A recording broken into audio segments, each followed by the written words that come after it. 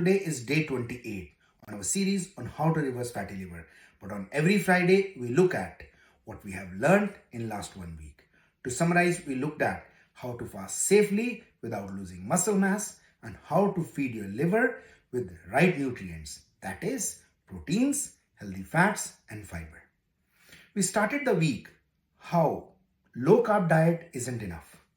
Cutting carbs helps, but without gut support, nutrients, feeding protein, and building muscles, your metabolism stays fragile. The next day, we looked at how fasting without a muscle plan means lean mass loss, higher cortisol, and worse sleep. And things rebounds like Ozempic. You gain weight and many people start developing type 2 diabetes and fatty liver again. Then we looked at how to fast safely. You can start with 12 hours overnight fast and extend to 14 or 16 hours, but only if your protein intake is adequate, your sleep is solid, and your stress levels are low. The next day we looked at what is the best fasting window and what is the best feeding window. In my opinion, 7 a.m. to 3 p.m. feeding window aligns with your circadian biology because your insulin sensitivity is highest. You can consider feeding window as 1 p.m. to 8 p.m. as many people do, but it is not as effective as early morning feeding window from 7 a.m. to 3 p.m. So next day we looked at how to target the right protein intake.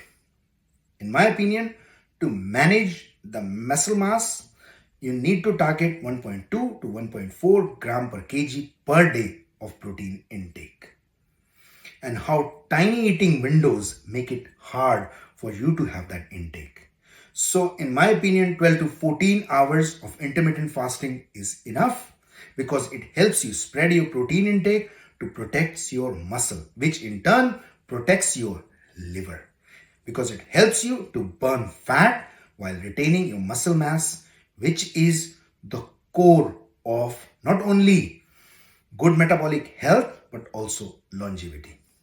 Yesterday, we looked at how fiber is your liver cleanup crew. Having 25 to 35 gram per day binds bile, toxins, it lowers triglycerides, and support your gut-liver axis.